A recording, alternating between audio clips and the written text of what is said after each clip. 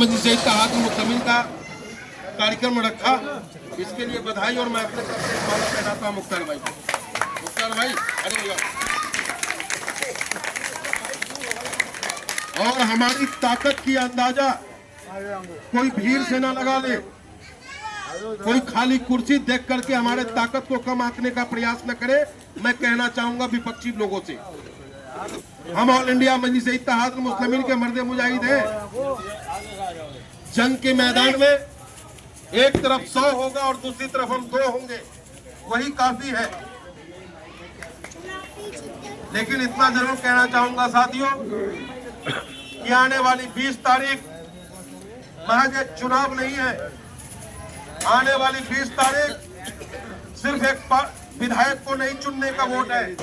आने वाली 20 तारीख आपके बच्चों के भविष्य को सेक्रेट करने का वोट है वो। अगर आपने गलती से गलती कर दी, हार और जीत तो ऊपर वाला तय करेगा।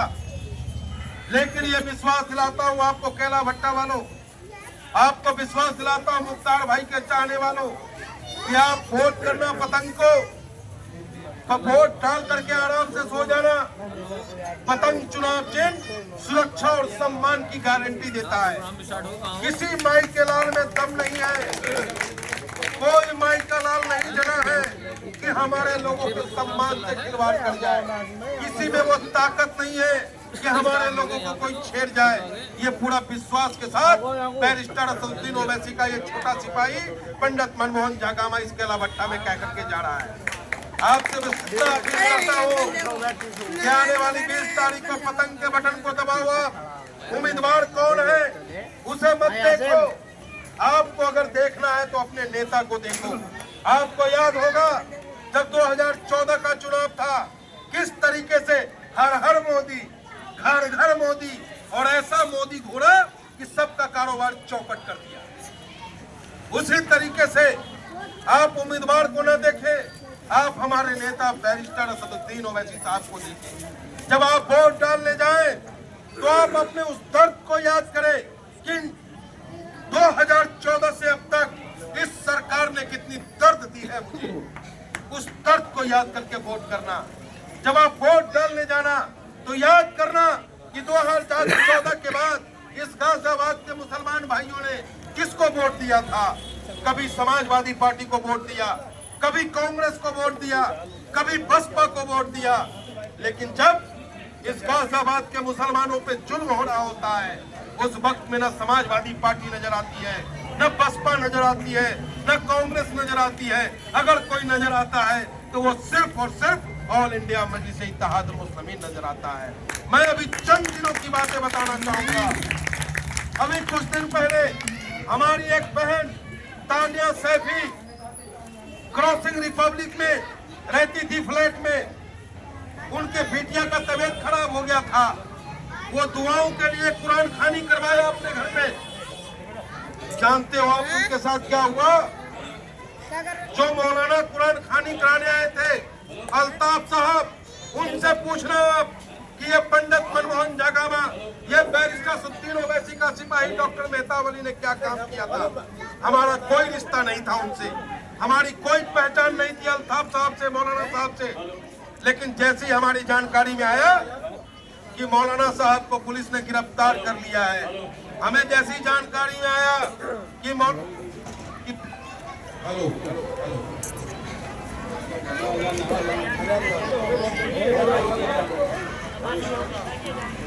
जैसे ही हमें पता चला कि तानिया सैफी अपने घर पे कुरान खानी करा रही थी और वहां के पुलिस और वहां का बजरंग दल मिलकर के मौलाना साहब को गिरफ्तार कर लिया। मौलाना साहब के साथ जो 30 बच्चे गए थे कुरान खानी में, उनका भी नाम दर्ज कर लिया गया। जो तानिया सैफी थी उसके खिलाफ भी FIR दर्ज कर दिया गया। जब इस बात की जानकारी मुझे और डॉक्टर मेहताब अली साहब को हुआ, हमें कुछ नहीं पता था कि ये मामला कहाँ का है। क्रॉसिंग रिपब्लिक हमने देखा, सीधा थाने में हमने फोन किया। इंस्पेक्टर थी, महिला थी, वो गर्ग, उनसे हमारी बात हुई कि मैडम मैं इस मसले पे आपसे मिलना चाहता हूँ। जब मैं गया वहाँ जिला अध्यक्ष जी गए, जाने के बाद हमारी उनकी बात हुई। मौलाना साहब को मैं पहचानता नहीं था, अध्यक्ष जी नहीं पहचानते थे, और वो मौलाना साहब वही इंस्पेक्टर साहब के कमरे में बैठी थी। हमने कहा मैडम मैं पंडित हूँ, अगर कोई मुझे अपने घर पे सत्यनारायण भगवान की कथा कराने को बुला ले तो इसमें मेरी गलती क्या है? क्या मतलब? मैंने कहा जैसे मैं पंडित पूजा कराने जाता हूँ, हमें कोई जजमान बुलाता है भोजन करने के लिए, उसी तरीके से इस्लाम धर्म में जब उन्हें कोई परेशानी होती है या दुआ कराना होता है तो वो कुरान खानी कराते हैं, और कुरान खानी कराने के लिए वो हम में तो पंडित बुलाया जाता है, उनमें मौलाना बुलाया जाता है। इस मौलाने की क्या गलती थी कि आपने मौलाना के खिलाफ मुकदमा दर्ज किया? तुरंत उन्होंने मौलाना साहब को वहाँ से हटाने का काम किया। हमने कहा मौलाना साहब का नंबर दे दो, तानिया सैफी जी का नंबर दे दो, किसी ने हमें नहीं दिया।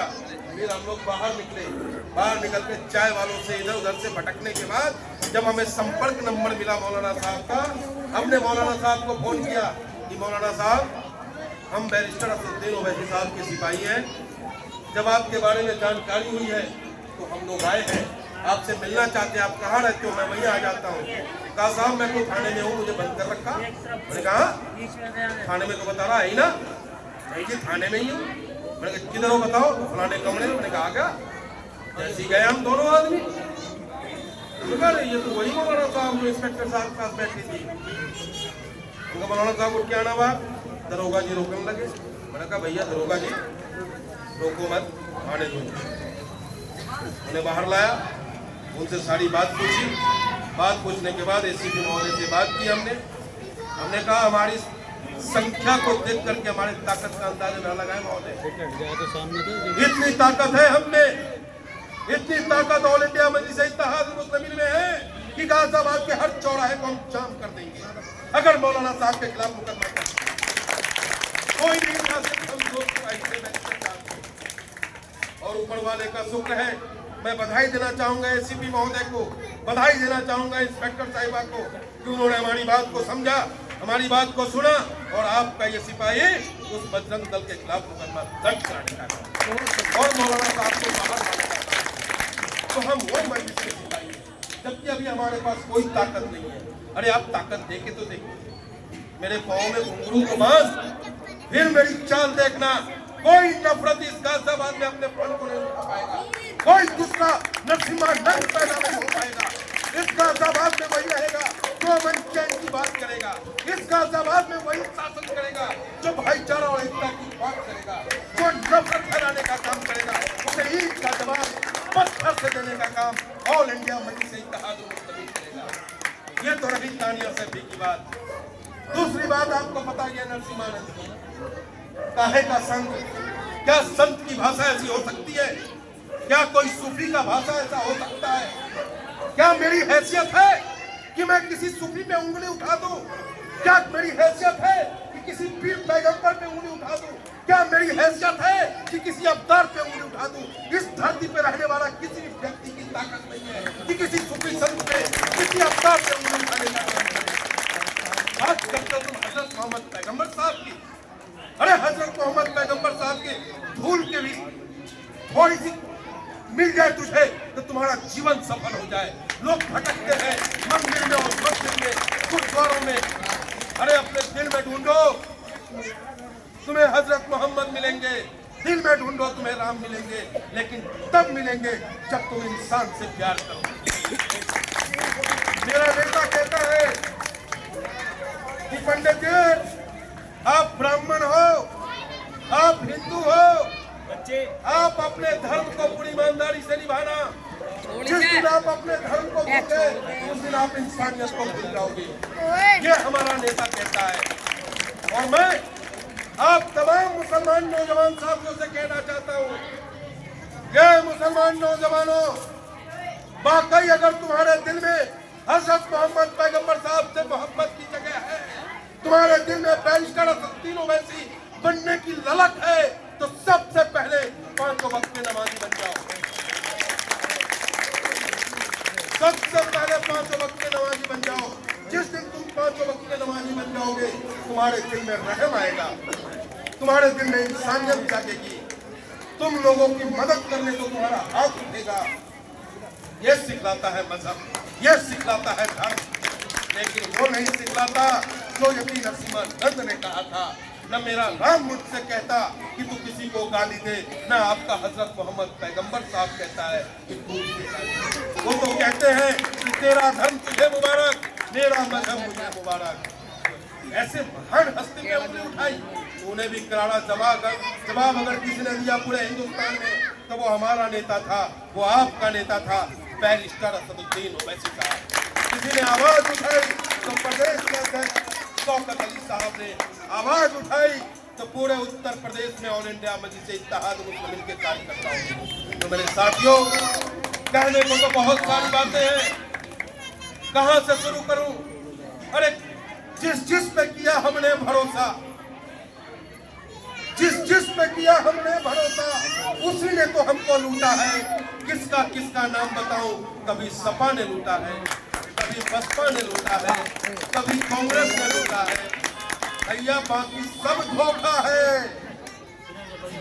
सब के सब धोखा है। अगर कोई मौका है तो वो पतंग है, पतंग है, पतंग है। तो मेरे भाई, पतंग के बटन को दबा दो। ये बैरिस्टर साहब का छोटा सिपाही पंडित मनमोहन झा का एक पंडित आज के आगे झोली फैलाकर भीख मांग रहा है। मेरे भाई, वोट की भीख मांग रहा है, वोट की भीख, नोट नहीं, वोट चाहिए, वोट।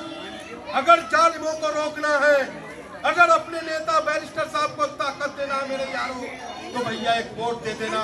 क्या वोट दोगे? क्या वोट मिलेगा पतंग को? तो मैं विश्वास दिलाता हूं आपको, मैं उन मां बहनों को विश्वास दिलाता हूं जहां तक मेरी आवाज जा रही है, आप वोट दे देना, आराम से अपने कारोबार में लग जाना। इतना तो जरूर है, हारू या जीतू, लेकिन किसी गरीब मां के आंखों में आंसू नहीं आने दूंगा। कोई मां ये नहीं कहेगी कि बेटा मेरे बेटे को पुलिस फर्जी मुकदमे में फंसा दिया।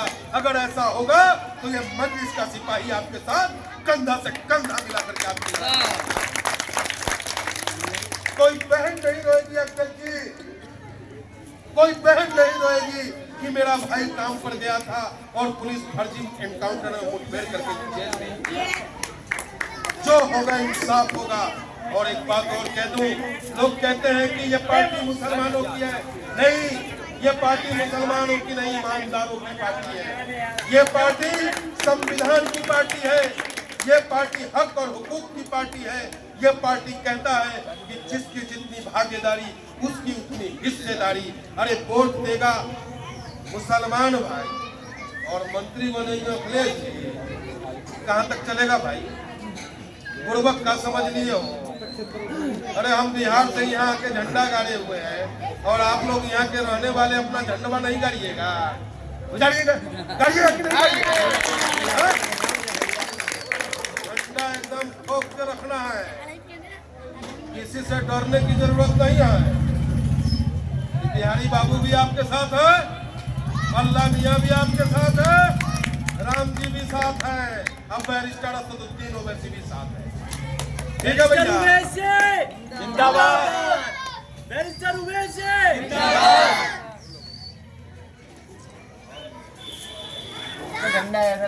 तो भैया, अगर मेरी बातों से किसी साथी को पीड़ा पहुंचा हो, तकलीफ पहुंचा हो, तो मैं माफी चाहूंगा, लेकिन फिर एक बार अपील करूंगा कि 20 तारीख का तारीख महज एक बोझ का नहीं है।